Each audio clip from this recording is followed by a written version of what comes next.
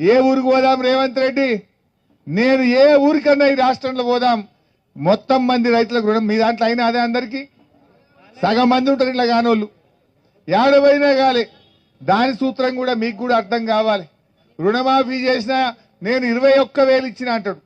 ఇయ్యాల్సింది 45, ఇస్తానన్నది 31, ఇచ్చినా అని చెప్తున్నది 21, కానీ ఇచ్చింది 16, 15, 16. ఏ ఊర్లో రాలే. ఇదంతా మోసం.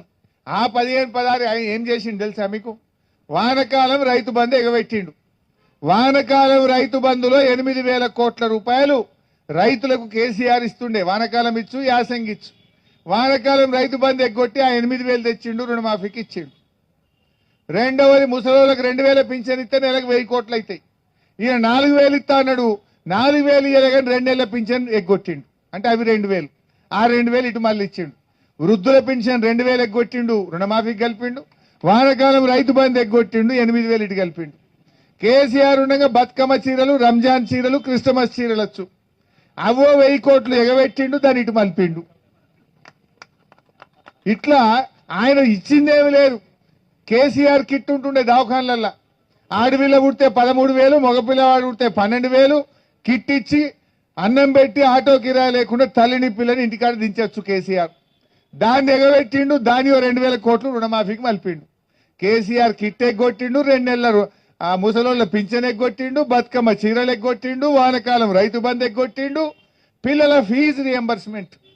కేసీఆర్ ఉండగా మా ఎస్సీ, ఎస్టీ, బీసీ పిల్లలు చదువుకోవడానికి ఏడాదికి 2,500 కోట్లు పిల్లల చదువులకు కాలేజీల ఫీజులు కడుతుండే. గా ఫీజు రియంబర్స్మెంట్ కూడా ఎగ్గొట్టిండు. గా 2,500 ఆడ ఎగ్గొట్టిండు, తెచ్చి గి రుణమాఫీలో కలిపి అంటాడు. ఇక నువ్వు ఇచ్చింది ఏమన్నదే? ఫీజు రియంబర్స్మెంట్ ఎగ్గొట్టినావు, రైతు బంద్ ఎగ్గొట్టినావు, బతుకమ్మ చీరలు ఎగ్గొట్టినావు, కేసీఆర్ కిట్ ఎగ్గొట్టినావు, ముసలోళ్ళకి 2 నెలల పింఛన్ ఎగ్గొట్టినావు, గీడ కోత కోసినావు, గల కలిపినావు. నువ్వు ఇచ్చింది ఏమున్నది అని నేను అడుగుతా ఉన్నా. నువ్వు చేసిన హామీ ఏంది అని నేను అడుగుతా ఉన్నా. పెద్ద పెద్ద డైలాగులు కొట్టిండు. నేను రోజు కలుతా ముఖ్యమంత్రి, మా ఇంట్లో దర్వాజా కుల్లా ఉంటుంది, ప్రజలు ఎవరు వచ్చినా నేను ప్రతిరోజు ముఖ్యమంత్రి ప్రజల్ని కలుస్తాడు అన్నాడు. ఒక్కనాడనే కలిసినాడు ఆయన. 15 నెలల రేవంత్ రెడ్డి వచ్చి ఇప్పుడు మా ఆర్ఎంపీలు పోయి దరఖాస్తు ఇస్తామంటే కలుతాడా? దగ్గర కూడా రానియరు, మొత్తం పోలీసు వాళ్ళని పెట్టుకున్నాడు. కొడంగల్ వాళ్ళని కూడా రానిస్తలేడా? కొడంగల్ వాళ్ళు పోతే కూడా దగ్గర రానిస్తలేడు. ఓట్లు వేయించుకున్నాడు. ఓడదాటదాకా ఓడమల్లప్ప, ఓడదాటాక బోడమల్లప్ప అయిపోయింది రేవంత్ రెడ్డి కథ. కానీ మీరు తక్కువలా, మీ చేతిలో లేదా? ఇప్పుడు ఈ నెలలో జెడ్పీటీసీ ఏదో ఎంపీటీసీ ఎలక్షన్ పెట్టారట. మీ సత్తా ఏందో చూపింది, సురుకు పెట్టండి కాంగ్రెస్ పార్టీకి. రేవంత్ రెడ్డి కళ్ళు తెరిపియాలి మీరు. బిడ్డ రేవంత్ రెడ్డి గౌడ అన్నల్ని తిప్పలు పెడతావు, ఆటో అన్నల్ని తిప్పలు పెడతావు, రైతు అన్నల్ని తిప్పలు పెడతావు, చేనేత కార్మికుల్ని తిప్పలు పెడతావు, మా ఆర్ఎంపీ పిఎంపీలను తిప్పలు పెడతావు. ఆర్ఎంపీల తెరువు వచ్చినోడు ఎవడు కూడా పోగు పోయలేదు, పోయాడు కూడా. దయచేసి మీరు కూడా కలిసి ఉండాలి. నాదొక చిన్న సూచన. జర మీ దాంట్లో విడిపోయి కూడా నా సొంటోళ్ళు వైద్య ఆరోగ్య శాఖ మంత్రి ఉండి సాయం చేయబోతే మీరే కోర్టుకు పోయి స్టే తెచ్చే వరకు నేను పని చేయలేకపోయినా. జర మీరు కూడా కలిసి ఉండుండ్రి. కలిసి ఉంటేనే బలం ఉంటుంది. రేపు కూడా మీరు కూడా అన్ని చోట్ల కూడా దయచేసి కాంగ్రెస్ పార్టీకి బుద్ధి చెప్పేటట్టుగా మీరందరూ కూడా కంకణం కట్టండి. రేవంత్ రెడ్డి కళ్ళు తెరవాలంటే ఆయన గాలి ఉన్నాడు. ఇప్పుడు అంత భూమి మీద లేడు, గాలిని తిరుగుతుండు ఆయన. గాలి మోటార్లు తిరుగుతుండు, విమానాలలో తిరుగుతుండు, భూమి మీద కనబడతలేడు ఆయనకు. ఆయన భూమి తేవాలంటే ప్రజాస్వామ్యంలో ఓటే బలమైనటువంటిది. మీరందరూ కూడా ఒక్కటై రేపు ఎంపీటీసీ, జెడ్పీటీసీ ఎన్నికల్లో కాంగ్రెస్ గుణపాఠం చెప్పండి. అప్పుడు ఆయన్నే పిలిచి రాండ్రిపై జర ఆర్ఎంపీలు రాండ్రిపై మీ పని చేస్తా అంటాడు. సో ఆ పని మీరు చేయండి. రేపు అసెంబ్లీ పెడతారు, మార్చిలో బడ్జెట్ సమావేశాలు ఉంటాయి. తప్పకుండా బడ్జెట్ సమావేశాల్లో మీ ఆర్ఎంపీ పిఎంపీలకు కాంగ్రెస్ మేనిఫెస్టోలో ఇచ్చిన హామీ గురించి నేను వాళ్ళను ప్రశ్నిస్తా, నిలదీస్తా, మీ తరఫున పోరాడతా. ఇప్పటికే అరెస్ట్ చేసిన ఆర్ఎంపీ పిఎంపీలను పెట్టిన అక్రమ కేసులన్నీ ఎత్తివేయాలని, అరెస్ట్ చేసిన వారిని విడుదల చేయాలని చెప్పి కూడా బీఆర్ఎస్ పార్టీ పక్షాన డిమాండ్ చేస్తా ఉన్నాం. మీరు ధైర్యంగా ఉండండి. మీరేం భయపడాల్సిన అవసరం లేదు. ఏ జిల్లాలో ఎక్కడ ఇబ్బంది వచ్చినా మా దృష్టికి రండి. మా బీఆర్ఎస్ పార్టీ వచ్చి మీకు రక్షణ కవచం లాగా నిలబడుతుంది, మిమ్మల్ని కాపాడుకుంటుంది. మిమ్మల్ని మీరు అడుగుతున్నది కూడా ఏముంది? ఏమైనా డాక్టర్ కావాలంటుర్రా మీరు? ఇంత ట్రైనింగ్ ఇస్తే మాకు సర్టిఫికేట్ ఇస్తే ఇంత ఫస్ట్ ఎయిడ్ చేసుకొని బతుకుతాము అంటున్నారు. ఫస్ట్ ఎయిడ్ చేసుకొని బతుకుతాం. ఇన్నేళ్ళకెళ్ళి తాతలు తండ్రులకెళ్ళి చేసినాం. మాకు ఇంత ట్రైనింగ్ ఇయ్యండ్రి, ఇంత సర్టిఫికేట్ ఇయ్యండ్రి. ఇది మీ ఎలక్షన్ల మేనిఫెస్టోలో చెప్పిందే. వెనకట రాజశేఖర రెడ్డి చెప్పిండు, నడిమిట్ల కిరణ్ కుమార్ రెడ్డి చెప్పిండు, ఇప్పుడు రేవంత్ రెడ్డి చెప్పిండు. గా చెప్పిన పని చేయమంటున్నాం. ఏమన్నా మనం ఏమన్నా వాళ్ళ ఆస్తులు అడుగుతున్నామా రేవంత్ రెడ్డిది? ఆయన ఆస్తి గిట్ట రాసిమంటున్నామా? ఓట్లప్పుడు రేవంత్ రెడ్డి ఏదైతే ఉపన్యాసాలు చెప్పిండో, మేనిఫెస్టోలో ఏ మాట అయితే రాసిండో గది ఇవ్వయా రేవంత్ రెడ్డి అంటున్నాం. గంతకు మించి ఏమైనా అడుగుతున్నామా? అది ఇచ్చుడు మాట దేవుడు ఎరిగాని ఉల్టా కేసులు పెట్టి జైలు ఎత్తుండు. ఏ జిల్లాలో పోయినా కేసులే అవుతున్నాయి. నా దగ్గర కూడా తొగుటోళ్ళు వచ్చిండ్రు, మిర్దొడ్డోళ్ళు వచ్చిండ్రు, నా దగ్గరికి సిద్దిపేట వాళ్ళు వచ్చిండ్రు, మెదకోళ్ళు వచ్చిండ్రు, మన సంగారెడ్డి పోతే కూడా కలిసిండ్రు, నల్గొండ పోతే కలిసిండ్రు, వికారాబాద్ పోతే కలిసిండ్రు. ఏడబోయినా పాపం వచ్చి బాధపడుతూ అన్నా బాగా తిప్పలు పెడుతుండ్రు, మీరు ఉండంగా ఇట్లా లేకుండే ఈ కాంగ్రెస్ వాళ్ళు వచ్చినాక నిద్ర పట్టకుండా అయిందని చెప్పి బాధపడుతున్న పరిస్థితి ఉన్నది. సో మీరు కూడా ధైర్యంగా ఉండండి. దేనికైనా పోరాటమే శరణ్యం. పోరాడితే పోయేదేమి లేదు, బానిస సంఖ్యలు తప్ప అన్నట్టు ఐక్యంగా పోరాడండి. తప్పకుండా మీ సమస్య పరిష్కారం అవుతుంది.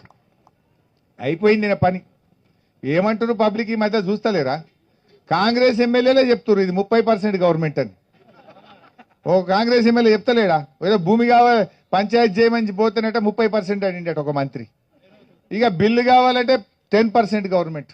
పాపం మా కానిస్టేబుల్ ఉన్నారు, ఇక్కడ చాలా మంది డ్యూటీ చేస్తున్నారు. నేను ఉండగా వాళ్ళ సరెండర్ లీవ్ బరాబర్ 15 రోజులు ఇచ్చిన. కాంగ్రెస్ వచ్చింది, సరెండర్ లీవ్ ఇప్పుడు 7 రోజులకు తగ్గించారు. వాళ్ళ పిఎఫ్ పడతలేదు, వాళ్ళ ఆరోగ్య భద్రత కార్డు పనిచేస్తలేదు పోలీసు వాళ్ళది. పోలీసు వాళ్ళకు వాళ్ళ జీతాలు సరిగ్గా టైంకు పడతలేవు. హోంగార్డులను అయితే గోసబుచ్చుకుంటున్నారు. ఎవరిని చూడు పక్కకి తీసుకపో పోలీసు వాళ్ళు కూడా వాళ్ళు కూడా దుఃఖం చెప్పుకుంటారు. అది నువ్వు పోలీసు వాళ్ళని అడుగుతావా, రోడ్డు మీద పోయి ఆటో డ్రైవర్ని అడుగుతావా, ట్యాక్సీ మొన్న రోజు ట్యాక్సీ ఎక్కిన. నువ్వు మాట్లాడితే అన్న సిద్దిపేటలో మా అడ్డ మీద ట్యాక్సీ అడ్డ మీద కలిసిన. వాళ్ళు అంటారు ఏమిరా తమ్మి అంటే, అన్న అప్పుడు మీరు ఉండగా మంచిగుండనే నెలకు 16-17 గిరాకీలు దొరుకు. ఈ కాంగ్రెస్ వచ్చినాక 3-4 గిరాకీలు దొరుకుతలేవే, ఈ ఇన్స్టాల్మెంట్ వెళ్తలేదు, ఇంటికాడ కిరాయి వెళ్తలేదు, పిల్లల ఫీజు కట్టలేకపోతున్నా అన్నాడు. నిన్న ఒక ఆయన పెళ్లి కార్డు తీసుకొని వచ్చిండు. వస్తే కార్డు తీసుకున్నాక ఎట్లా నడుస్తుంది తమ్మి? ఆయన ఫోటోగ్రాఫర్, ఆయన వీడియోగ్రాఫర్ ఫోటోగ్రాఫర్ దుకాణం ఉంది. ఏమరా తమ్మి నీ దుకాణం ఎట్లా నడుస్తుంది, నీ వ్యాపారం ఎట్లుంది అన్న. ఏమో అన్న ఈ కాంగ్రెస్ వచ్చినాక అత్త నడతలేదు, ఆగమైపోయినాం. వెనకటి ఎవరైనా పెళ్లి ఉంటే 6 కెమెరాలు పెట్టమందరు, ఇప్పుడు 2 చాలంటురట. ఎందుకురా తమ్మి అంటే 6 పెడితే నాకు 40-50 వేలు మిగులన్నా, ఈ 2 కెమెరాలు పెడితే 10,000 కూడా వెళ్తలేవు, ఏం చేయాలన్నా గిరాక్ కమ్మైపోయింది కాంగ్రెస్ వచ్చినాక అంటారు. ఎవరు ఆటో వాళ్ళని అడిగితే మాకు బండి నడతలేదన్నా, మా ఇన్స్టాల్మెంట్ వాడు అంటున్నారు. ఎవరిని కదిలి పాపం దుఃఖమే ఉన్నది తప్ప బాగుపడ్డోళ్ళు లేరు. ఉద్యోగస్తులకు 4 డిఎల్ పెండింగ్ లో ఉన్నాయి. రిటైర్డ్ అయిన ఉద్యోగులకు పెన్షన్ బెనిఫిట్లు కూడా రానటువంటి పరిస్థితి ఉన్నది. ఏ వర్గాన్ని చూసినా కూడా అన్ని వర్గాల ఉసురు పోసుకుంటా ఉన్నారు. సో తప్పకుండా ప్రజలు కూడా అర్థం చేసుకున్నారు. కాంగ్రెస్ అంతా కూడా మాటల గారడి, అంకెల గారడి, మాయ చేసింది, మోసం చేసింది అనేటువంటి విషయాన్ని ఇప్పుడిప్పుడే ప్రజలు కూడా గమనిస్తా ఉన్నారు, అర్థం చేసుకుంటా ఉన్నారు. నాకు తెలిసి ఇప్పుడు జెడ్పీటీసీ ఎంపీటీసీ ఎన్నికల్లో ప్రజలు ఎదురు చూస్తున్నారు ఎప్పుడు బుద్ధి చెప్పుదామని. మొన్ననే కొట్టిర్రు. ఈయన రేవంత్ రెడ్డి పోయి మహారాష్ట్రలో ప్రచారం చేసిండు. ఏమని? ఏమేమి తెలంగాణలో అన్ని గ్యారంటీలు అమలు చేసినాం, మహారాష్ట్రలో కూడా ఓట్లయింది, మీడ కూడా చేస్తామన్నారు. వాళ్ళకి తెలియదా మహారాష్ట్ర వాళ్ళకు? నువ్వు ఇక్కడ మహాలక్ష్మి ఎగబెట్టినావు, 4,000 పింఛన్ ఎగబెట్టినావు, రైతు బంధు ఎగబెట్టినావు, అన్ని అర్థమైనాయి. రేవంత్ రెడ్డి పోయి చెప్తే ఆయన పడే ఓట్లు పడలేదు. మహారాష్ట్రలో పొల్లు ఒడగొట్టిరు కాంగ్రెస్ ను. మొన్న ఢిల్లీకి పోయిండు. ఢిల్లీకి పోయి ఇక చెప్పిండు ఏ తెలంగాణలో అన్ని చేసినా మమ్మల్ని గెలిపిరి, ఢిల్లీలో కూడా అన్ని చేస్తా అన్నాడు. ఇక ఢిల్లీలో ఓడగొట్టిరు కదా అంటే ఉత్తగా ఓడగొట్టుడు కాదు, 80 సీట్లలో 77 సీట్లలో డిపాజిట్ వీకింది. 77 సీట్లలో డిపాజిటే వీకింది. ఇక ఒక్క సీటు గెలవలే అంటే నీ పటారు ఏ పాటిది? నువ్వు ఇంట గెలిచి రచ్చ గెలువు. ఈడ మా ఆర్ఎంపీలకు ఇచ్చిన మాట నిలబెట్టుకో, మా అవ్వ తాతలకు ఇచ్చిన మాట నిలబెట్టుకో, రుణమాఫీ పూర్తి చేయి. ఇక్కడ నువ్వు ప్రజలకు ఇచ్చిన పని చేయి నువ్వు ఫస్ట్. ఇది చేత కాదు కానీ నేను హర్యానాలో ప్రచారం చేస్తా. నిన్న కేరళ పోయింది, ఇంకా ఆడవై కూడా నడుపుతా ఉన్నాడు, నేను ఇది చేసినా అది చేసినా అని. నువ్వు ఇంకా కేరళలో పోయి దూరం పోయి మాట్లాడు కాదు, తెలంగాణలో ఏ ఊరికన్నా పోదాంపా పోలీసు వాళ్ళు లేకుండా. నూరా నేనెత్తా ఒక ఊరికి పోదాంపా తెలంగాణలో. నీ మహబూబ్నగర్ పోదామా, నీ నల్గొండ పోదామా, ఖమ్మం పోదామా, ఇద్దరం కలిసే పోదాం. ఇక పోలీసు వాళ్ళద్దు. ఇక నువ్వు మాట్లాడు, నేను మాట్లాడు, జనం సంగతి చెప్తారు. నీ సంగతి నా సంగతి చెప్తారు. గది చేసే ధైర్యం లేదు. కేరళలో పోయి స్పీచ్ కొడుతుండు, మహారాష్ట్రలో కొడుతుండు, ఢిల్లీలో కొడుతుండు. గల్లీలకు మాత్రం వస్తలేడు. గల్లీలకు వచ్చే తెలివి లేదు కానీ ఢిల్లీలో పోయి ఉపన్యాసాలు కొడుతుండు రేవంత్ రెడ్డి. కానీ ఇవన్నీ కూడా మీకు కూడా అర్థమైనవి. మీ ఊళ్ళలో చెప్తలేరా జనం మీకు? మీరు ముసలోళ్ళని అడుగుండు, 2 నెలల పింఛన్ ఎగరగొట్టిండా లేదు అడుగుండు, చెప్పరా మీకు?